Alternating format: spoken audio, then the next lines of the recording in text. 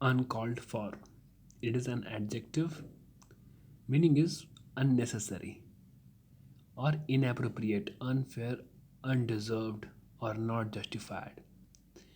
It is used to qualify behavior or remark and said especially of some action or remark that is overly aggressive, punitive, or malicious. So if somebody is behaving in a way that it is not appropriate, okay, his behavior is very punitive, his words are very malicious, in that case uh, we say that your behavior is uncalled for. Okay. And if there is only uncalled, uncalled means not invited, uninvited. Okay. And it is hyphened if used before a noun. If we use this uncalled for before a noun, then there will be a hyphen before between uncalled and for. So we will see the use. The love of his life had come uncalled, means it has come uninvited. Okay. I'm sorry that the remark was quite uncalled for. I think the criticism is quite uncalled for. You have brought the game into disrepute by your unwarranted and uncalled for remark. Means his remark and his behavior was not appropriate. It was inappropriate. It was unfair. It was aggressive. Okay. His comments were uncalled for. So his comments were not justified. It was inappropriate. Sir, I appreciate that you are frustrated, but such rude remarks are completely uncalled for. Okay, so such remarks are useless, or you can say it is inappropriate. Okay, like that. The boss started throwing around a lot of uncalled for accusations at our team. Now see here, accusations is a noun, and before that, uncalled and for there is a dash, there is a hash. Okay, so it is connected by that dash, that hyphen. Don't you think sending the entire SWAT team to the situation is a bit uncalled for? Means uh, there were no need for the entire team, even a few would be suffice. So it was unnecessary, it was useless to send all these entire SWAT team. So it was useless, it was unnecessary. So don't you think sending the entire SWAT team to the situation is a bit uncalled for? Again, uncalled for remarks. So here remarks is a noun and we have a hyphen between uncalled and for. So this is the word uncalled for. Next word is unavailing. Okay. Unavailing means without success, unsuccessful. Means not availing or ineffectual or useless or futile. So if something is useless, if something is futile, we say it is unavailing. Okay. Their efforts were unavailing means means their efforts were unsuccessful. Our unavailing effort led to disappointment, means our efforts were unsuccessful, so that led to disappointment. He knew that the resistance was hopeless and the complaint unavailing. Okay. An unavailing attempt, in this way also it can be used. A brave but unavailing fight against terminal illness. Though the person who was fighting his terminal illness don't exist, but though he was brave, but the fight was unavailing, it was unsuccessful. And unavailingly, it is an adverb, so he fought unavailingly, you can say like that. Okay, so now third word, it is unbecoming. It is also an adjective. So meaning is not suiting a particular person or unflattering, unattractive. So if something is unattractive on some person, we say it is unbecoming. Or you can use it in the sense of not acceptable, inappropriate again. not in accord with the standard implied by one's character or position. Okay, so it is not appropriate for that position. Okay, not in keeping with the conventional mores. Mores means conventional custom, means the way of life, the customs. So it was not in keeping with the conventional customs, lacking a style or good taste, and it also means not suited to circumstances.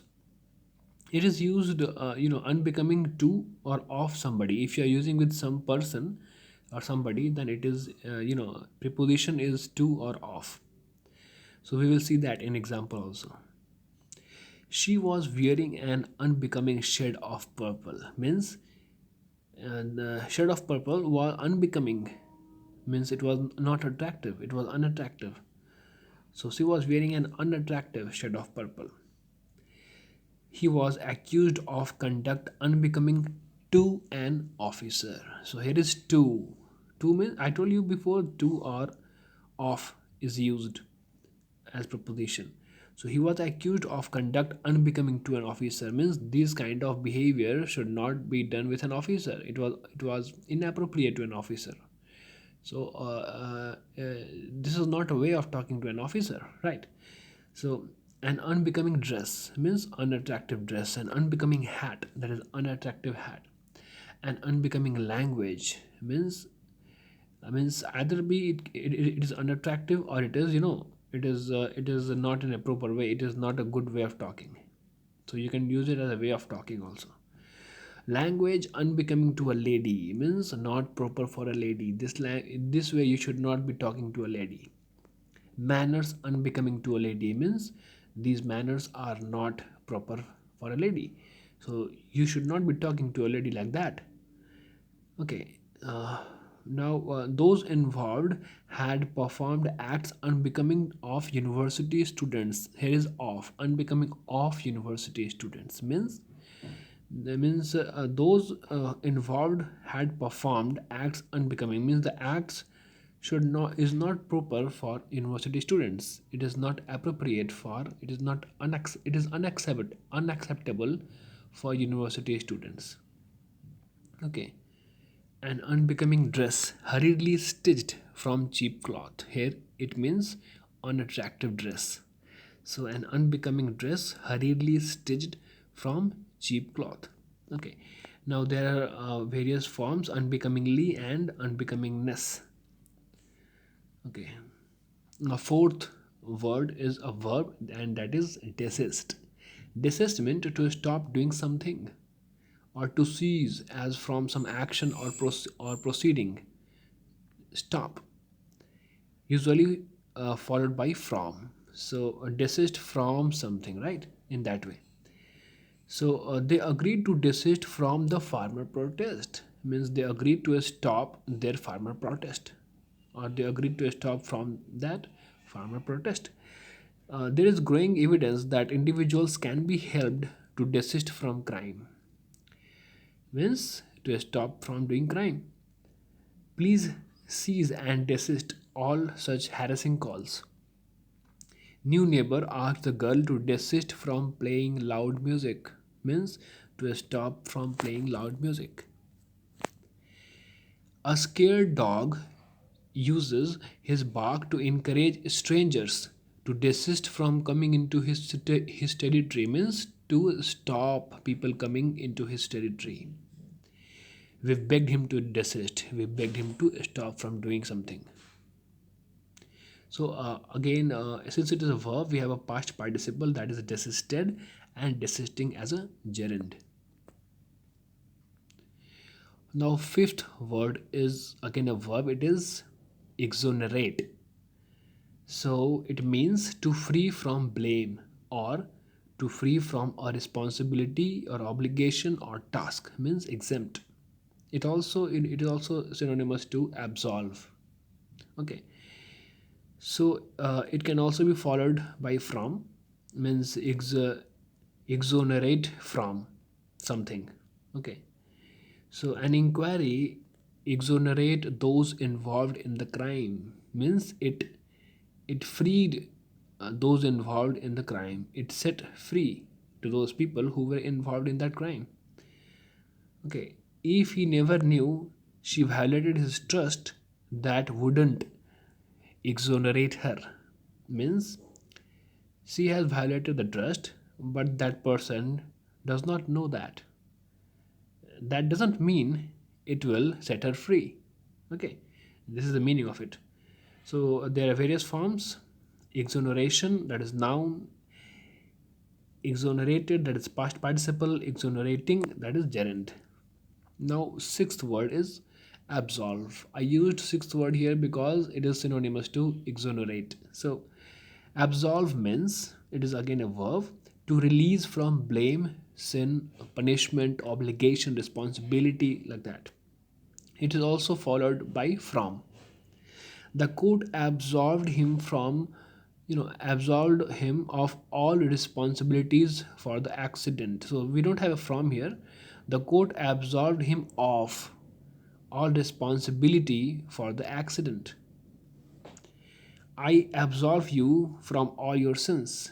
मैं तुम्हें तुम्हारे सारे you know मैं तुम्हारे सारे पापों से मुक्त कर देता हूँ.